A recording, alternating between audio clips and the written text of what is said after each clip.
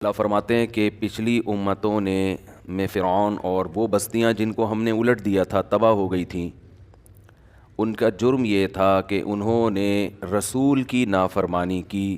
اللہ نے ان کو بہت بڑی پکڑ میں پکڑ لیا۔ اس پر بات چل رہی تھی کہ ان قوموں نے رسول کی نافرمانی کو ہلکا جرم سمجھا، بڑا جرم نہیں سمجھا۔ آج بھی ایسا ہی ہے کہ ہم اور آپ ملکی قانون کو توڑنا اس کو بھی بڑا جرم سمجھتے ہیں۔ ہم اور آپ باپ کی نافرمانی کو بھی بڑا جرم سمجھتے ہیں، ماں کی نافرمانی کو بھی، بیوی کی بات نہ ماننا، اولاد کی بات نہ ماننا، یونائٹڈ نیشن کے لاء کو فالو نہ کرنا، ان سب چیزوں کو بڑا جرم سمجھا جاتا ہے۔ لیکن اگر سب سے ہلکا جرم سمجھا جاتا ہے کسی بات کو تو وہ خدا کی نافرمانی ہے، اللہ کی نافرمانی۔ تو یہ بات خوب سمجھ لینی چاہیے کہ اللہ کی نظر میں جو سب سے بڑا جرم ہے وہ کیا ہے؟ اللہ کی نافرمانی۔ یہی وجہ ہے کہ باپ کی نافرمانی پر جو سزا ملتی ہے وہ بہت زیادہ ہے۔ ایسی سزا ملتی ہے جو باپ بھی شاید نہیں چاہتا ہو۔ آپ اگر باپ اور ماں کے ساتھ برا سلوک کریں گے تو اس کی سزا اللہ نے آگ رکھی ہے۔ حالانکہ اگر کوئی اپنے والدین کو کتنا بھی ستائے، میں کہتا ہوں قتل بھی کر دے اگر خدا نخواستہ، تو اگر باپ کو زندگی دی جائے تو وہ زیادہ سے زیادہ اپنی اولاد کو قتل کر دے گا نا، جائیداد سے آگ کر دے گا۔ کوئی بیٹا خدا نخواستہ اٹھ کے اپنے باپ کو مار دیتا ہے اور اللہ اس باپ کو دوبارہ ایک زندگی دے دیتے ہیں، اٹھ کے تو انتقام لے لے، تو کیا انتقام لے گا؟ قتل کر دے گا، جائیداد سے آگ کر دے گا، گلا دبا کے مار دے گا، اذیت سے قتل کر دے گا، یہی ہوگا نا۔ میرا خیال ہے کوئی بھی اس پہ راضی نہیں ہوگا کہ آگ میں ڈال دیا جائے اور جلتے رہنے دیا جائے، اس کی چیخوں پہ ترس بھی نہ آئے۔ لیکن عجیب بات ہے، اللہ نے ماں کی نافرمانی، باپ کی نافرمانی، ان چیزوں پہ بہت بڑا عذاب رکھا ہے۔ جتنا جتنا مقام کسی کا بلند ہوگا نا، اتنا ہی اس کی نافرمانی، جرم کی نوعیت بدلتی چلی جائے گی۔ وجہ کیا ہے؟ اللہ کو الگ سے اس پہ غصہ آتا ہے۔ آپ اپنے باپ کو، اپنی ماں کو ستاتے ہیں تو ماں کو تو غصہ آتا ہے، باپ کو بھی آتا ہے، اللہ کو بھی آتا ہے کہ یہ تیرے محسن ہیں، میں نے تجھے پلوایا ان کے ذریعے، یہ تحفہ میں نے تجھے دیا۔ کتنا بڑا تحفہ ہے والدین کا جو اولاد کو ملتا ہے۔ جیسے اولاد والدین کے لیے گفٹ ہے، اس سے بڑا گفٹ اولاد کے لیے والدین ہے۔ دیکھو کیسے بچوں کو عزت کے ساتھ پالا جاتا ہے، کتنا ان پر احسان کیا جاتا ہے۔ بچوں کے رونے پر ماں کو کیسا اپنے بچے پہ ترس آتا ہے، کیسا سینے سے چمٹاتی ہے، اور بچہ کچھ نہیں سن رہا ہوتا ماں کی بچپن میں، لیکن ماں اس کی نافرمانیوں پہ بھی ہنس رہی ہوتی ہے، اس کے کھانے پہ ماں خوش ہوتی ہے۔ پیٹ بچہ، روٹی بچہ کھا رہا ہے، پیٹ ماں کا بھر رہا ہے، اور یہ 2-3 دن کی بات نہیں ہوتی، ساری زندگی ایسا شیلٹر ملتا ہے نا، ایسا تحفظ ملتا ہے۔ یعنی اگر یوں کہا جائے کہ دنیا میں کسی کو اس سے زیادہ محبت کسی سے ہو نہیں سکتی جتنی والدین کو اولاد سے ہوتی ہے، تو یہ دعویٰ غلط نہیں ہو، اس سے زیادہ ممکن نہیں ہے۔ اور بالکل ایسی محبت جس میں کوئی مفاد پرستی نہیں ہے، ورنہ جو جس سے محبت کرتا ہے اس کے پیچھے کوئی لالچ ہوتی ہے یا اپنا مفاد ہوتا ہے، الا ماشاء اللہ۔ تو ان کا تو بھائی جو انہوں نے احسانات کیے ہیں، ان احسانات کا تو تقاضا یہ تھا کہ ساری زندگی ان کے قدموں میں گرا رہتا تو بھی ان کا حق ادا نہیں کر سکتا، ممکن نہیں ہے۔ آج ایک آدمی نے کہا کہ بیوی اور ماں میں جھگڑا ہو گیا، ہوتا ہے گھر میں بیوی اور ساس میں تو چلتے ہیں یہ، تو بات ختم ہو گئی۔ پھر تو ان کی بھی تھوڑی آواز اونچی ہو گئی ماں کے ساتھ، غلطی ماں کی تھی، کہتا ہے پھر میں نے معذرت کی ماں سے، ماں نے معاف کر دیا، ٹھیک ہے بھائی ہو گیا، ختم کرو۔ لیکن بیگم ناک بنا کے بیٹھی ہوئی ہیں، وہ کہہ رہی ہیں نہیں مجھے الگ گھر چاہیے۔ میں نے کہا چلو دے دو، الگ گھر کر دو تاکہ یہ دوبارہ چپکلس نہ ہو۔ نہیں جی تم نے ماں سے ملنے بھی نہیں جانا، الگ گھر ہوگا میرے ساتھ ہی رہو گے آپ، ماں سے آپ کو ملنا نہیں ہے، اور بچوں کو بھی ماں سے نہیں ملانا، جو میرے بچے ہوں گے وہ بھی نانی دادی سے اچھا میرے پاس جب بھی آیا کریں تو میرا موڈ دیکھ کے آیا کریں, موڈ دیکھا کریں. تو میرا نا میٹر پھر بعض دفعہ ایسا شارٹ ہو جاتا ہے کہ میں بہت الٹے مشورے دینا شروع کر دیتا ہوں. مجھے ایک دم سے غصہ آ گیا, میں نے کہا کیا بولوں پھر, وہ یہاں تو نہیں بول سکتا میں نے کہا ایسی کی تیسی یار, ایسی کی تیسی میں آپ مزید کچھ گھر جا کے ڈال لیے گا, جو کچھ ڈال سکتے ہیں اس میں ڈالیں, وہ کم ہے. کہنے لگے نہیں وہ تو یہ ہے, وہ میری وائف تو بہت بڑی آفیسر ہے وغیرہ ہے وغیرہ ہے وغیرہ ہے. ٹھیک ہے نا. تو میں نے کہا بھائی یہ تو نہیں ہو سکتا, سوال ہی پیدا نہیں ہوتا. اور میں نے کہا اس کو جو کچھ چیزیں ایسی ہوتی ہیں 2 اور 2 4 کی طرح بتائی جاتی ہیں, اس میں یہ نہیں ایکچولی بیگم میں ذرا دیکھیں ایکچولی نہیں چلتا ایسی چیزوں میں, وہ غیرت کے مسائل ہوتے ہیں, سمجھ رہے ہیں. بعض لوگ کیا کرتے ہیں سمجھیں دیکھیں بیگم دیکھیں یہ تو مناسب نہیں ہے, دیکھیں یہ ایکچولی یہ جو ہے نا یہ زیادتی ہو رہی ہے آپ کی طرف سے, یہ کیا ہو رہی ہے, دیکھیں یہ زیادتی ہو رہی ہے, دیکھیں یہ نہیں ہوتا. اس طرح نہیں چلتا بھائی حساب کتاب. دیکھو اب تک تو ٹھیک تھا بھائی, ہمیں اس سے غرض ہی نہیں ہے کہ غلطی بہو کی تھی یا غلطی ساس کی تھی. جب 2 عورتیں ہوں گی تو اکثر و بیشتر جو میرا بیان سن رہی ہیں ان کے علاوہ وہ لڑتی ہیں آپس میں. تو چھوڑو یار, جس کی بھی غلطی ہے رکھنا تو دونوں کو ہی ہے نا, نہ اماں کو چھوڑیں گے نہ بیگم کو. اب ان باتوں پہ چھوڑنا شروع کر دیں پھر تو میرا خیال ہے بندہ روڈ پہ ڈھکن پہ بیٹھا رہے بس, باہر جا کے گٹر کے. حقیقت ہے نا. اور خاص طور پہ بچے بھی ہو گئے تو اب بچوں کے لیے اماں کہاں سے لاؤ گے. تو اب یہ باتیں ایسی نہیں ہیں کہ ان پہ علیحدگیاں ہوں, تو بھائی الگ رکھو یار. ایسے موقع پہ خام خامے بلا وجہ گھروں میں پھوٹ نہ ڈالیں جا کے, یعنی کوئی اتنی کنڈیشن ہو جائے.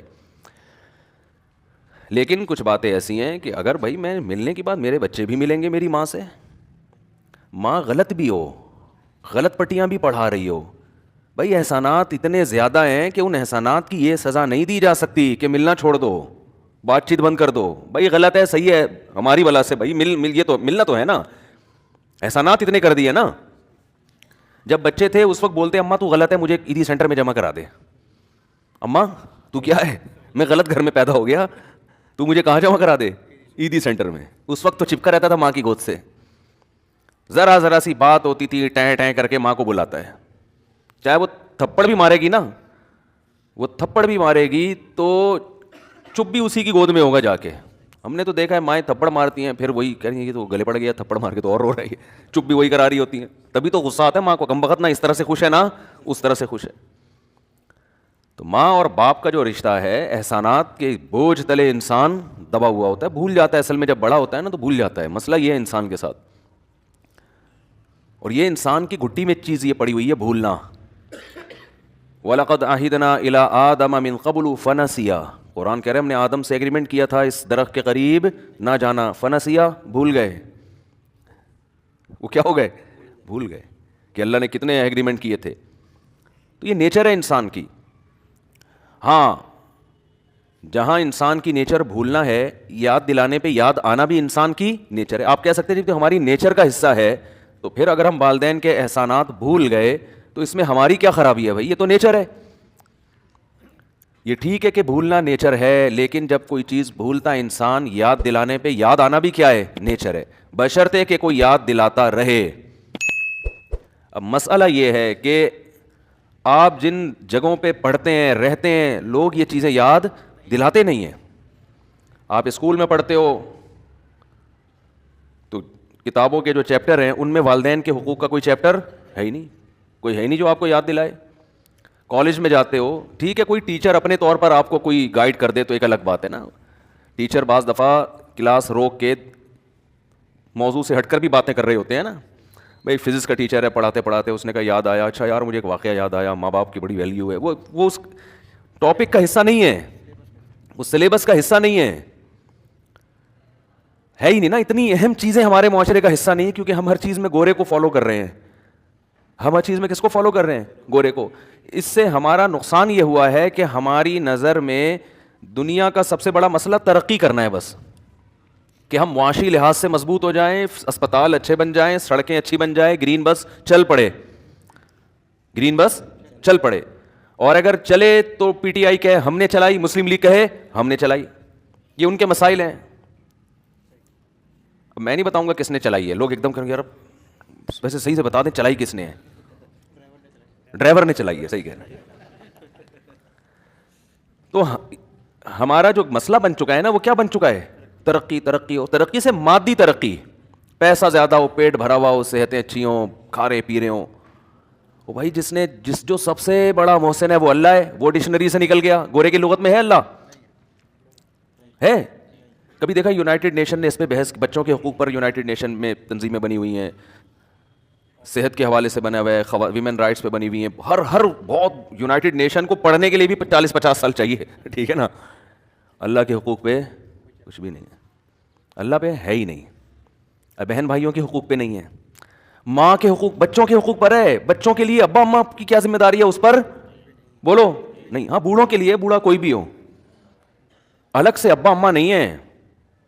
نہیں یاری میرا خیال ہے بات سمجھ میں. اتنا بڑا فالٹ ایک معاشرے میں ہے یار, اتنا بڑا فالٹ, اور آپ کہہ رہے وہ معاشرہ قابل تقلید ہے, کیونکہ وہ تھینک یو سے بات شروع کرتے ہیں, اور تھینک یو پہ بات اچھے ہنستے مسکراتے ملتے, جب بھی ملیں گے بہت مسکرا کے چیز اچھی بناتے ہیں یار. 2 نمبری نہیں ہے معاشرے میں. اس سے بڑی کیا 2 نمبری ہوگی یار؟ تم نے خدا کو ہی اپنی لغت سے نکال دیا. اور دلیل وہ یہ دیتے ہیں کہ بھائی اگر خدا کو ہم لغت سے نہ نکالیں تو کس کا خدا مانیں؟ مسلمانوں کا گاڈ الگ ہے, یہودیوں کا گاڈ, یہودیوں کا تو ایک ہی ہے مسلمان اور یہودی کا, ہندوؤں کا الگ ہے, سکھوں کا الگ ہے. ابے اتنے فرقے, جیسے ہمارے یہاں جب اسلام کی بات ہوتی ہے نا پاکستان میں, ایک وکیل سے میں نے کہا آپ لوگ کوشش کیوں نہیں کرتے اسلام کی؟ کہہ رہے کس کا اسلام, کیڑی دیگ. جب بھی میں یہ بولتا ہوں نا مجھے وہ لطیفہ لازمی یاد آتا ہے. ایک آدمی دریا میں ڈوب رہا تھا, تو لوگوں نے کہا کنجوس تھا, دریا میں ڈوب رہا تھا, کنجوس ایک نمبر کا نا, کبھی کسی غریب کو کھلایا نہیں اس نے. ڈوبنے لگا تو لوگوں نے کہا منت مان لے کہ اگر اللہ نے مجھے بچا لیا تو میں دیکھ دوں گا. وہ نہیں مان رہا تھا منت. اس نے کہا ایسا نہ ہو بچ گیا تو دیکھ دینی پڑے گی پوری. جب بالکل ہی مرنے لگا ہے نا تو پھر اس نے منت مان لیا, اللہ اگر مجھے تو نے اس دریا میں ڈوبنے سے بچا لیا تو ایک دیگ میں غریبوں کو کھلاؤں گا. ایک دم لہر آئی نکال کے باہر, جیسے ہی باہر آیا کہہ رہا ہے کہ کیڑی دیگ ہے بھائی, کیڑی دیگ. دوسری لہر نے اندر, صحیح ہے نا. جیسے ہی اندر گیا ہے تو کہہ رہا میں پوچھ رہا تھا بھائی بریانی کی دیگ, زردے کی دیگ, میٹھی یا کڑوی, مجھے تفصیل تو پوچھنے دو. فوراً بیان بدل دیا اپنا, ٹھیک ہے نا. تو جب بھی آپ بات کرو گے نا پاکستان میں اسلام نافذ کرو, تو ہمارا لبرل طبقہ کہتا ہے کیڑا اسلام, کون سا. بھائی پنجابی بعض موقع پہ بڑی مزے کی لگتی ہے, کون سا اسلام میں وہ مزہ نہیں ہے, کیڑا اسلام اس کا بڑا مزہ ہے. کون سا اسلام بھائی, کیڑے اسلام کی بات کر رہے ہو؟ ہری پگڑی والوں کا الگ ہے, دیوبندیوں کا الگ ہے, اہل حدیث کا الگ ہے, شیعہ لوگوں کا الگ ہے, جماعت المسلمین پارٹ 1 کا الگ اور پارٹ 2 کا الگ. تو اتنے سارے اسلام, کیڑا اسلام, مطلب یہ کہ اتنے اختلافات ہیں, ہمیں تو پتہ ہی نہیں چلے گا کون سا والا. حالانکہ اس کا جواب بہت آسان ہے, بہت آسان جواب ہے اس کا, کہ تھوڑا بہت تو خود بھی اسلام کو فالو کر رہے ہوتے ہیں نا, تو کیڑے اسلام کو فالو کر رہے ہو تم؟ ٹھیک ہے نا, بالکل ہی کافر تو نہیں ہو گئے نا. وہ اسلام کر دو جو قائد اعظم نے کہا تھا, وہ والا اسلام لے آؤ. آپ کو اگر کوئی مسلک سمجھ میں نہیں آ رہا تو آپ یہ قانون پاس کر دو کہ بھائی جیسے حضرت مفتی تقی عثمانی صاحب ضیاء الحق نے ان کو سپریم کورٹ کا جو وفاقی شرعی عدالت کا جج بنا دیا تھا, بڑا زبردست کام ہوا تھا, اور کہا تھا کہ جو چیز بھی قرآن و سنت کے خلاف کسی کو لگتی ہے پاکستان میں قانون میں, وہ کیس دائر کرے بالکل سادہ کاغذ پہ کہ عدالت کا یہ فیصلہ شریعت کے خلاف. کوئی بھی فیصلہ عدالت صادر کرتی ہے نا, جب بھی عدالت کوئی فیصلہ صادر کرے گی تو آپ کو لگتا ہے کہ ہائی کورٹ نے کیا یا سپریم کورٹ نے کیا, یہ فیصلہ شریعت کے خلاف ہے, تو آپ سادہ کاغذ پہ وفاقی شرعی عدالت میں کیس دائر کریں کہ جی یہ فیصلہ شریعت کے خلاف ہے, اس کو شریعت کے مطابق ہونا چاہیے. اس پہ آپ دلائل لکھیں, سمجھ رہے ہیں, آپ جائیں کیس کریں عدالت میں, حکومت کی طرف سے بھی ایک وکیل ہوگا, وہ اپنے دلائل دے گا, آپ اپنے دلائل دیں گے, جج فیصلہ کرے گا, اور ججز کا ایک پینل تھا, وہ فیصلہ کرے گا کہ ان کا دعویٰ درست ہے یا غلط.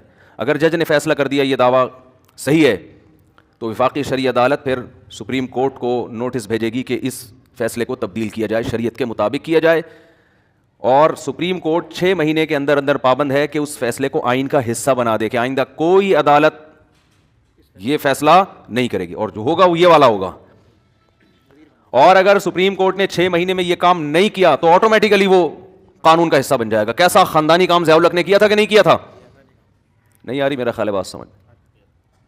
لیکن ہم سے نعرے لگوا لو کہ ہمیں اسلام چاہیے, روڈ بلاک کروا لو ہم سے, سب کچھ کر لیں گے. ایک تمیز سے اگر کوئی کوشش ہو رہی ہے نا اسلام کی, حضرت مفتی تقی عثمانی صاحب اب تک یہ بات بیان کرتے ہیں کہ میں اتنوں کے پاس گیا کہ میں بیٹھا ہوا ہوں, جتنے قانون تمہیں لگتے ہیں نا پاکستان میں غیر شرعی ہیں, کیس دائر کرو.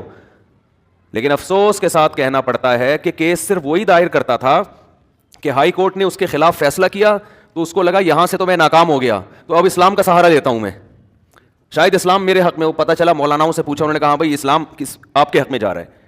تو قادیانی بھی گئے, شیعہ حضرات بھی گئے, اور لبرل لوگ بھی گئے, دیوبندی بھی گئے. جس کو لگا نا کہ یہاں اسلام میں فائدہ کس کا ہے, میرا ہے, اس نے تو قانون چینج کروا لیا. ایسے لوگ بہت کم تھے جنہوں نے اللہ کی خاطر قوانین کو تبدیل کروایا ہے.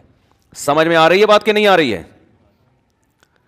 لیکن بہرحال اس وقت بھی درجنوں قوانین جو بالکل غیر شرعی تھے وہ الحمدللہ پاکستان میں تبدیل ہو گئے, اور یہ مکمل تبدیل ہو سکتے تھے لیکن اس پہ کوشش ہوئی نہیں. تو وہی بات ہے نا, جذباتیت, خلافت خلافت خلافت کی باتیں کروا لو آپ بیٹھ کے. ہر آدمی چاہتا ہے خلافت آ جائے, کیسے آ جائے, وہ یوں کر دو, الٹ دو, پلٹ دو, کھڑک دو, بس ایسے ہی کوئی ایک دم سے سب کچھ ہو جائے. تو ایسا نہیں ہوتا میرے بھائی, ایک دم سے نہیں ہوتا. ایک تمیز, آپ کا آئین جو ہے نا, آپ کا آئین, میں نے قانون پڑھا ہے اسلامی, یہ جو اسلام آباد کی اسلامی یونیورسٹی ہے, اس میں 10 دن کا کورس کیا ہے, پورے پاکستان کا آئین پڑھا ہے ہم نے اس میں. اور جو بھی وہ آئین پڑھے گا نا وہ کہے گا پاکستان کا لا آئین جو ہے نا وہ مذہبی طبقے کو سپورٹ کرتا ہے. یعنی کوئی بھی لبرل اور مذہبی آدمی عدالت میں کھڑا ہو جائے نا تو جیت مذہبی آدمی کی ہوگی, لیکن وہ عدالت میں جاتا ہی نہیں ہے, سمجھ رہے ہیں. وہ روڈ بلاک کرے گا, کنٹینر رکھ کے دھرنے مارے گا, وہ یہ کر دے گا, وہ بیانات ایسے جذباتی کرے گا کہ یہ کر دو, وہ کر دو, اس کو اڑا دو, یوں کر دو. تمیز سے کام کا ہمارے ہاں, اور یہ صرف یہاں نہیں ہے, ہر جگہ تمیز مارکیٹ میں شارٹ ہے.